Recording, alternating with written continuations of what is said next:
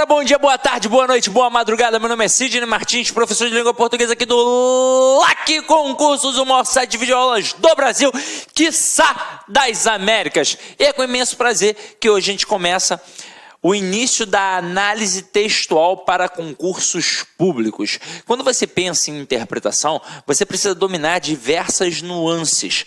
Claro, você precisa ter um conhecimento de mundo bom, uma bagagem literária boa, mas precisa ter alguns conhecimentos específicos. Então você precisa saber o que é uma denotação, o que é uma conotação, o que é uma linguagem verbal, o que é uma linguagem não verbal, figura de linguagem, funções da linguagem. Precisa dominar isso tudo. Mas, antes de mais nada, você precisa primeiramente saber a diferença de compreensão e interpretação, pois são coisas completamente diferentes. Então a gente já vai começar com isso, para de cara você já ter ali uma boa base. E aí depois você vai aprender os outros conceitos para não cair em possíveis pegadinhas que possam aparecer lá na tua prova, ok? Agora, antes de mais nada, antes de descobrir a diferença de compreensão e interpretação, eu preciso saber o meu comportamento no dia da prova. O que eu vou fazer ali no dia, na hora que eu me deparar com a prova de língua portuguesa. A primeira coisa que você precisa fazer é uma leitura en passant para saber o tema daquele texto. Depois você vai, de fato, à questão para saber o que ela está pedindo. Mas você precisa ter uma noção da ideia, pois senão você vai sempre ficar meio que perdido. Então faça uma leitura geral do texto primeiramente. Normalmente, o problema é que a gente não sabe como se comportar no dia. E a gente faz como se estivesse fazendo em casa, como se estivesse fazendo no preparatório para concurso. Então a gente faz uma leitura mental. E isso é um perigo. Isso é um tiro no pé. Pois a leitura mental ela é extremamente dispersiva. Eu não sei se vocês sabem, mas o gago ele só gagueja porque o aparelho fonador não acompanha a velocidade do raciocínio dele. Então a leitura mental ela já é automaticamente dispersiva. Se você parar para pensar ainda nas situações em que você vai encontrar lá no dia da prova, a coisa fica muito pior, pois são situações adversas. Às vezes você está sentado na janela, não tem uma cortina, o sol está batendo ali no seu rosto, você vai pedir para o fiscal para sair dali, ele vai dizer não, porque é local marcado. Às vezes é dia de pagode que está rolando ali no entorno, está tocando Alcione, está tocando Anitta, isso tudo já vai te atrapalhar. Aquela moça que fica ali na frente, controlando o horário, controlando para ver se você assinou, ela fica, já botou o dedinho aí, já assinou, o tempo todo perturbando, isso tudo vai te atrapalhar. Então, você precisa fazer não uma leitura mental, mas uma leitura em voz alta, e eu vou explicar o porquê. Você já deve ter passado por isso. Fez a leitura mental, chegou à linha 7, mas o texto tem 30 linhas. Chegou à linha 7 e você, dispersou. Começou a prestar atenção em outras coisas, não mais no texto. Começou a pensar no papagaio, no periquito, no feijão que deixou no fogo, no jogo que vai passar, na novela, no Big Brother, sei lá, irmão. Você começou a pensar em outras paradas e o foco no texto foi embora. Mas você continua lendo. Chega ao final do texto e você pensa assim, ai meu Deus do céu, eu li sobre o que mesmo? Isso acontece muito com as pessoas. Por quê? Porque a leitura é mental. Se você fizer uma leitura em voz alta, você não vai passar por isso. Claro, você não precisa fazer uma leitura em voz alta com esse tom de voz que eu estou utilizando aqui agora. Basta você balbuciar. Assim, você vai escutar o tom da sua voz, vai ler mais devagar, vai perceber todas as pausas e as entonações do texto e, consequentemente, vai compreendê-lo e interpretá-lo melhor. Agora, nesse momento, depois de feita a leitura, você vai de fato partir para a questão, para ver se ela é de compreensão ou de interpretação. Não é a mesma coisa não, Sidney? Não, passa longe. Quando a questão é de compreensão, ela te joga para dentro do texto.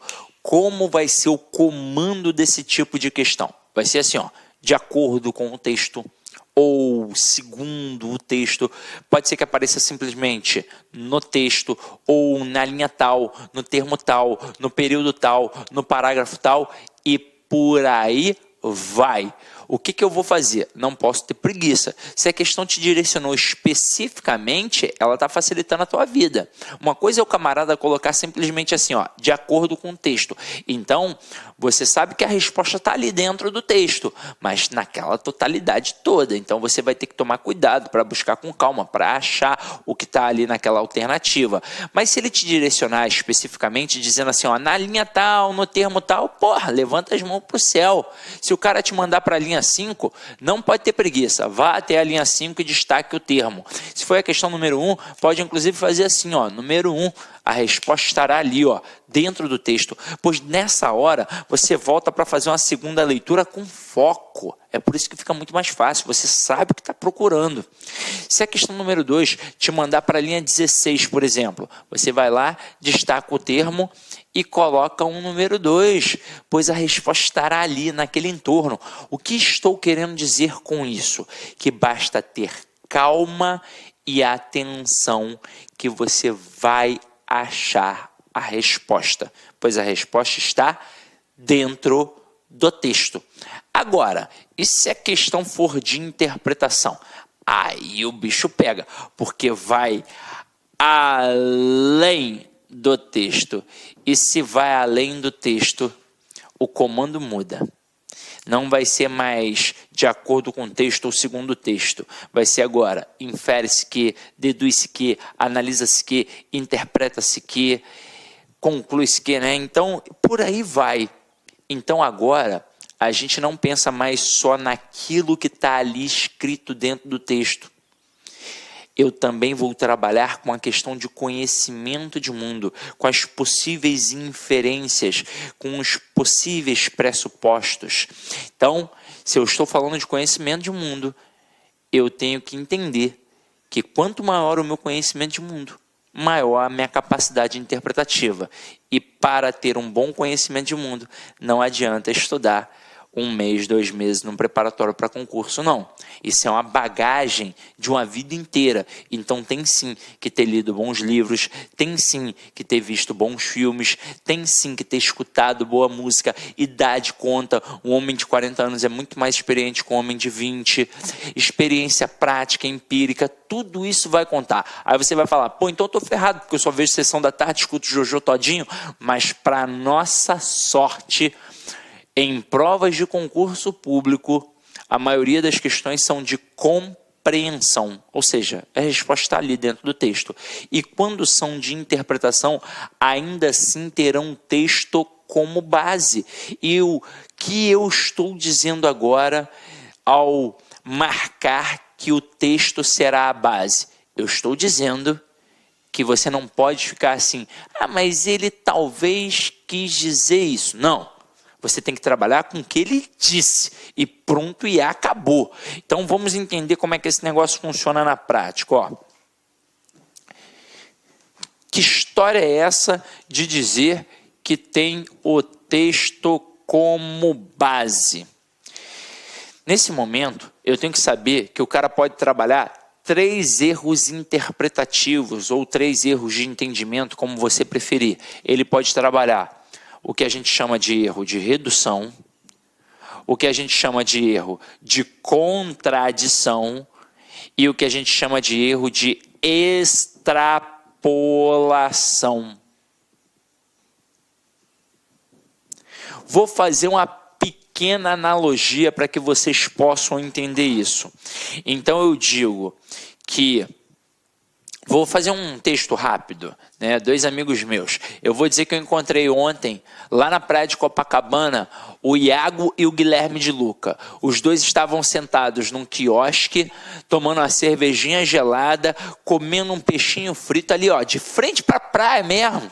Aí o Iago estava de sunguinha branca e o Guilherme de Luca estava de sunguinha amarela. O que você interpreta disso? Aí nesse momento agora, claro que eu não tenho retorno visual, expressão sua. Se fosse numa turma presencial com homens e mulheres, os homens agora já estariam zoando o Guilherme e o Iago. Iriam estar assim, porque homem é bobo, né? Mulher não faz isso não, mas homem é bobo. Agora, sem as brincadeiras, vamos nos apegar aos erros. Onde vão aparecer esses erros? É no texto? Não, é no comando da questão. Então, uma questão que trabalha o erro da redução, ela diria assim, que o tema central deste pequeno texto é a cerveja. Poxa, não dá. Seria reduzir demais, afinal de contas a cerveja foi apenas um elemento do texto. O que seria um erro de contradição? Seria dizer que Guilherme e Iago são inimigos. Nossa, não tem como, eles estão batendo um papo, tomando uma cerveja, como é que eles são inimigos? Mas, muito cuidado com isso aqui.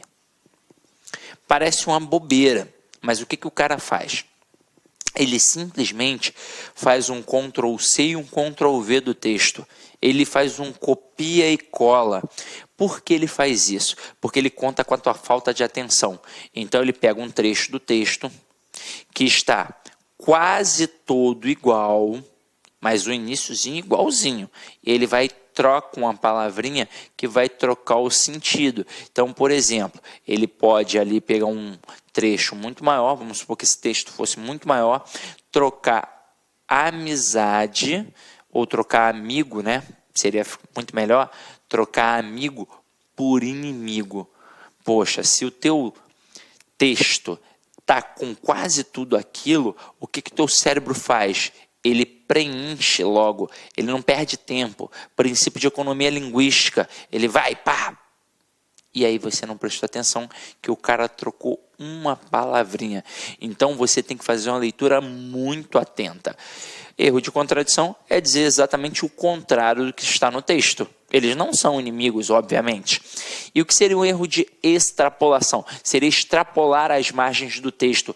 Seria a questão de dizer algo que não foi dito no texto. Seria, por exemplo, dizer que Iago e Guilherme são namorados, que eles têm um caso. Ué, Cisne, mas não seria possível? Eu não posso dizer isso? Não pode ser uma possibilidade? Bem, até pode ser uma verdade, pode ser uma possibilidade, a gente até pode descobrir isso, mas num outro momento do texto.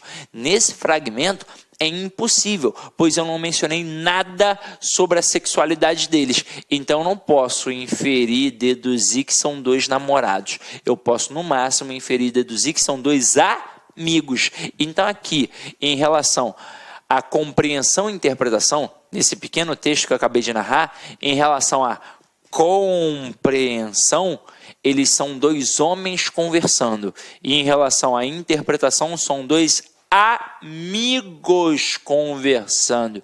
Entenderam a pegada? Entenderam um pouquinho da diferença? Então, beleza. Agora, vamos começar a brincadeira. É óbvio que para você entender isso um pouco melhor, você precisa estudar coesão, coerência, as figuras de linguagens, tudo isso. Mas eu trouxe aqui alguns textos para a gente avaliar e descobrir como é que tem que ser a leitura para você mandar sempre bem, tá? Então acompanha aqui comigo, ó. O jeitinho brasileiro e o homem cordial. É como se de fato aqui a gente tivesse relacionando uma soma. Eu tenho o jeitinho brasileiro e o homem cordial. Dois aspectos que são provavelmente diferentes. É por isso que tem esse E indicando a soma. Não é a mesma coisa, é uma soma. Aí agora a gente pega aqui, ó. O jeitinho caracteriza-se como ferramenta típica de indivíduos de pouca influência social. Claro, se o cara tem muita influência social, ele não precisa de jeitinho. Todo mundo já faz as coisas para ele, automaticamente. Agora, o cara que não tem tanta influência social, ele tem que ter um jogo de cintura, um molejo, tem que ser esperto. Então, ó, o jeitinho caracteriza-se como ferramenta típica de indivíduos de pouca influência social. Em nada se relaciona com um sentimento revolucionário, pois aqui não há o ânimo de se mudar o status quo, ou seja, o estado das coisas. O que se busca é obter um rápido favor para si. às escondidas e sem chamar a atenção. Por isso, o jeitinho pode ser também definido como molejo, jogo de cintura, habilidade de se dar bem em uma situação apertada. Sérgio Buarque de Holanda, da família Holanda, né, do Aurélio Buarque de Holanda, do Chico Buarque de Holanda, uma família intelectual em nosso país. O cara fez um livro chamado O Homem Cordial. Aliás, ele fez alguns livros. No Homem Cordial, ele fala sobre o brasileiro e uma característica presente no seu modo de ser, a cordialidade. Porém, olha só, por que eu estou marcando esse porém? Porque esse porém é uma conjunção adversativa que vai indicar uma oposição. Quando a gente pensa em conjunção, por exemplo, a gente pensa numa coesão sequencial, nas sequências empregadas dentro de um texto. E eu ouso dizer, se você não sabe conjunção, você ainda não sabe interpretar. Daqui a pouco eu vou falar mais um pouquinho sobre isso.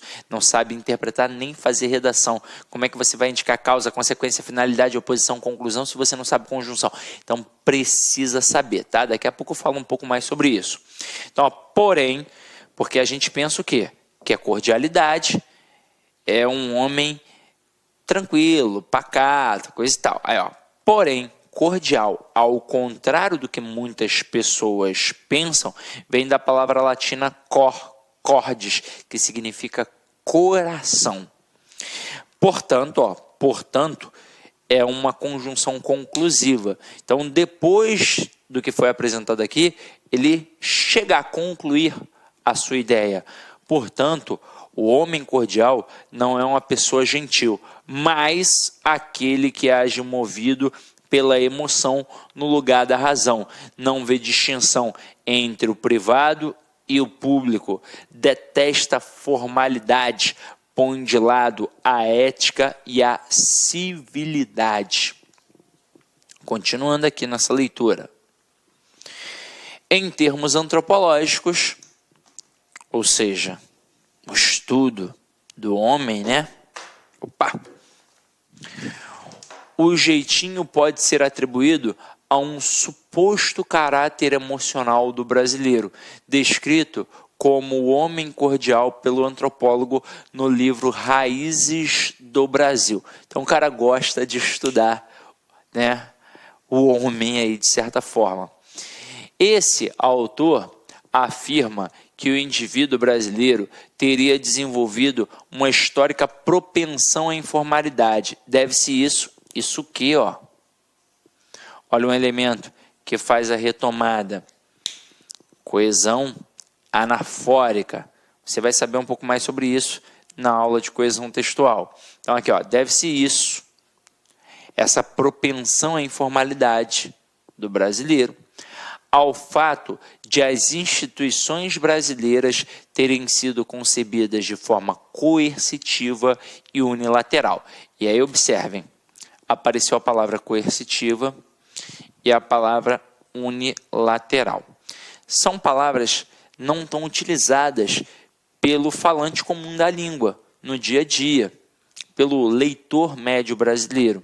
Então você precisa ir um pouquinho além para dominar alguns conteúdos, pois de vez em quando o camarada trabalha com o teu conhecimento de mundo, mas esse conhecimento de mundo também está ligado a quê? A um conhecimento vocabular.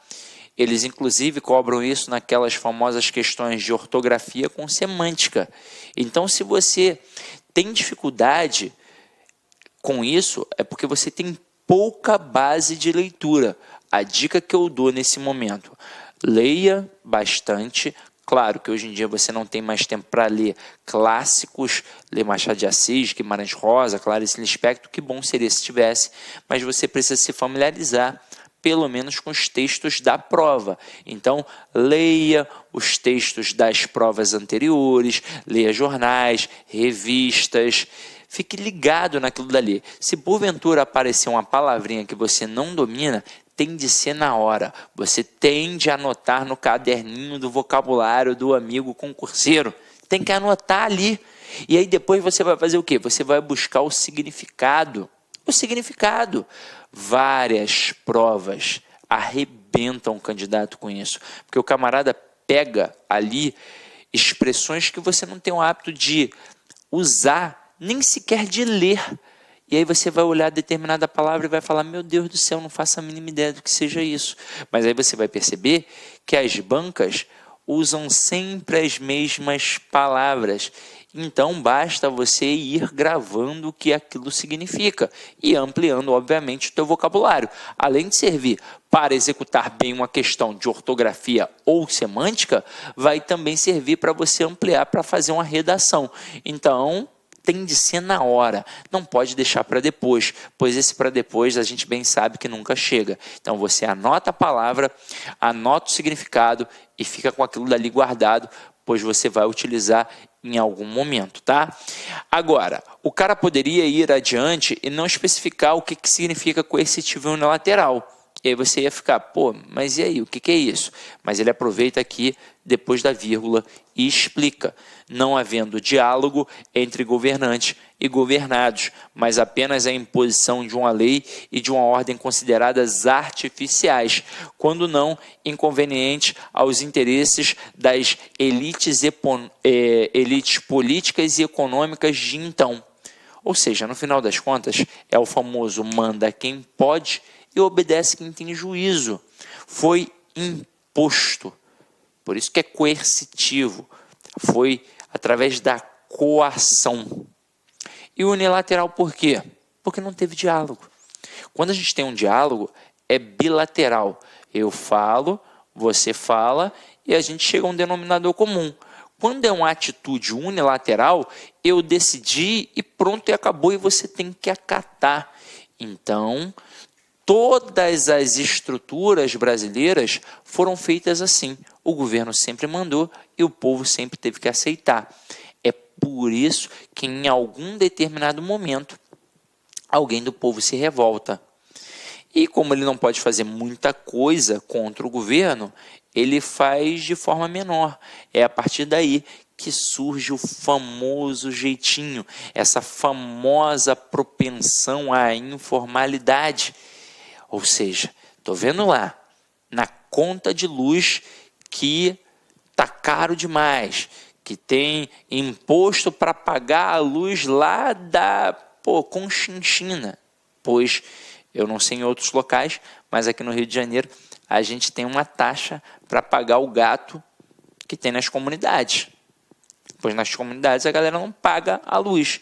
E aí, em algum momento, o camarada vai pensar assim, ele mora num local que o vizinho dele não paga, o outro não paga. Ele olha, tá caro. Pô, tem uma taxa para pagar a conta da luz dos outros. Em algum momento o cara se revolta e fala assim, quer saber? Não vou pagar também não. Mas meu nome vai ficar sujo. Deixa para lá. Ele não tá nem aí. Não quero crédito, já tenho aqui meu pedaço de chão, estou aqui no meu barraquinho, quer saber? Não vou pagar não. E em diversas outras situações, sabe? Vou respeitar a fila. Vai respeitar a fila nada, irmão. Vou passar. Isso tem um lado que a gente pode tentar entender, mas tem um outro lado que também é complicado, pois nessa história de propensão à informalidade, você começa a burlar algumas situações em que outras pessoas não vão burlar e vão se sentir lesadas a partir do conhecimento desta tua ação. Então é por isso que é muito complicado. Dá para entender a atitude da informalidade, do jeitinho brasileiro, desse querer se dar bem em qualquer tipo de situação? Dá para buscar um entendimento. Mas até que ponto isso é saudável para os que estão ao teu redor? Então tem que tomar muito cuidado com isso. Tem que pensar. Tem que pensar. Não é aquele papo de, você não pode criticar o político porque você também erra. Mas de certa forma Como é que eu vou mudar a sociedade? Eu não vou mudar, mas eu posso me mudar. E a partir do momento que eu me mudo, eu mudo a realidade daqueles que me circundam. E isso vai ampliando, como se fosse uma corrente do bem. Agora, se eu não parar nunca para pensar nisso, se eu não me mudar, aí a coisa desanda e nunca melhora, isso é a verdade. Agora, continuando aqui. Daí a grande tendência fratricida. Fratricida significa irmão matar irmão, observada na época do Brasil Império, que é bem ilustrada pelos episódios conhecidos como Guerra dos Farrapos e Confederação do Equador. Aí continuando. Na vida cotidiana, tornava-se comum ignorar as leis em favor das amizades.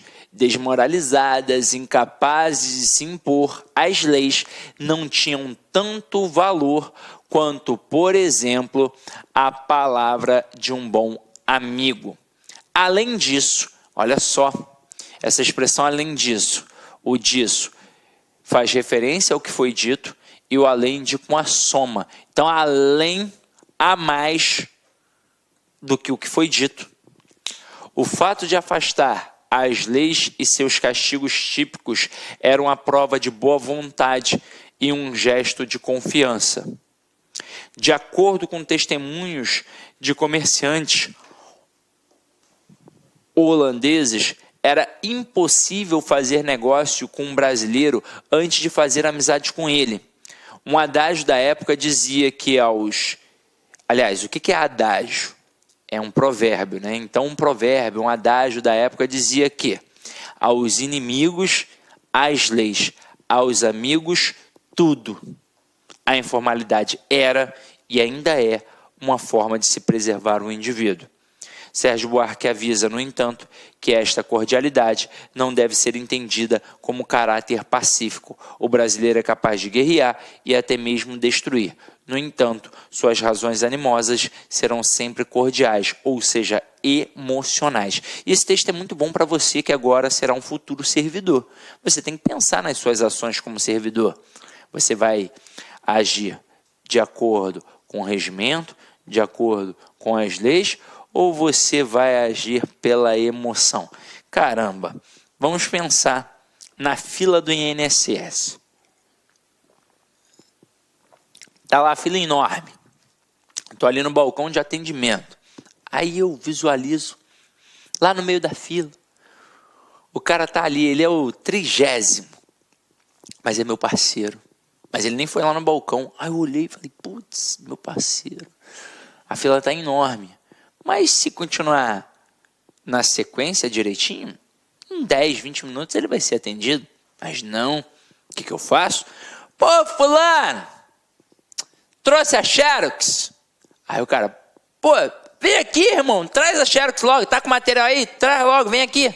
Pô, paro até de atender, vou lá dentro, faço o negócio do cara, aquilo que iria durar 10, 15 minutos já dura meia hora, porque eu vou tomar um café, vou sentar, não sei o que. Ó, galera, espera aí que eu vou resolver um negócio importante aqui, um documento que estava esperando, tá? E pronto.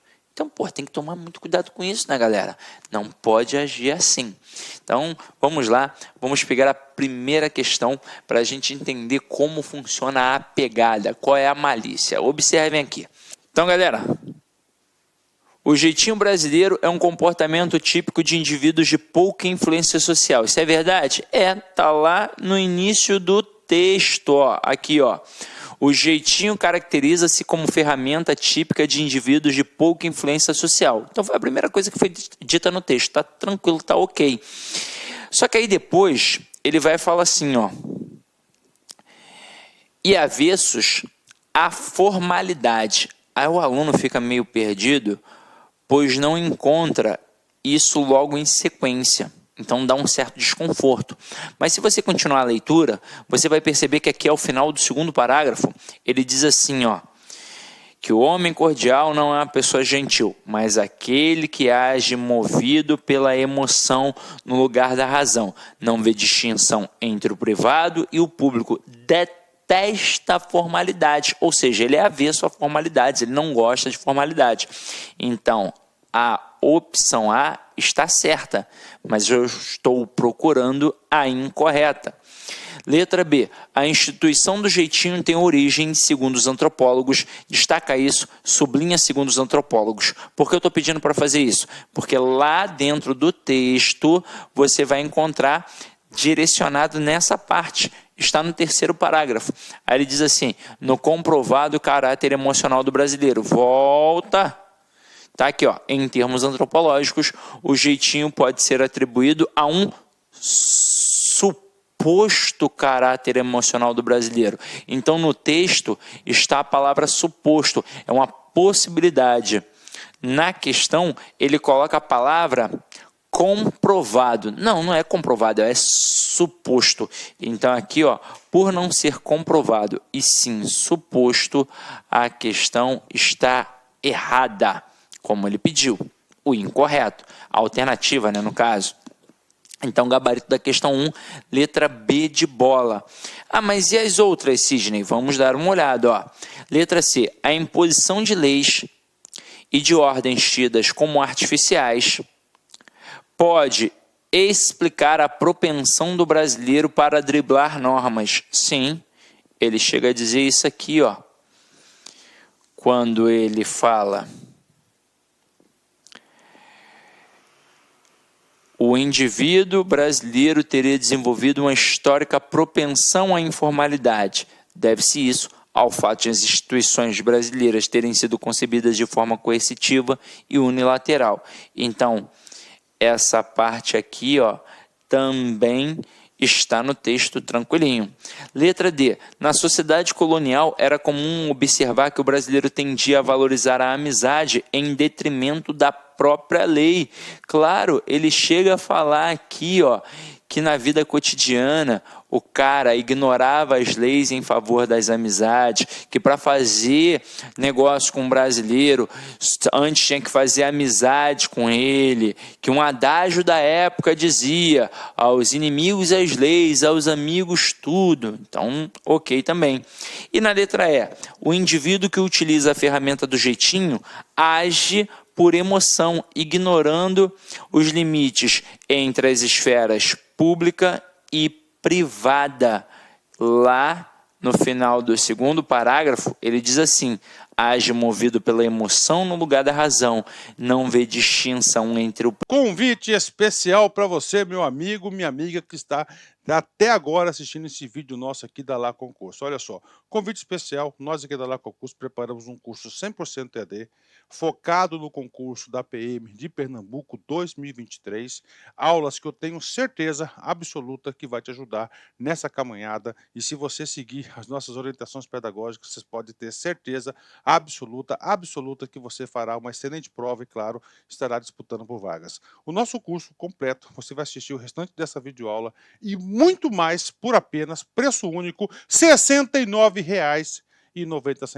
É isso mesmo, preço aí imbatível, melhor custo-benefício do mercado. Tem um link aqui embaixo, pode clicar nesse link, pode se matricular aqui na Lá Concurso, que você não vai se arrepender. Espero vocês aqui na Lá Concurso.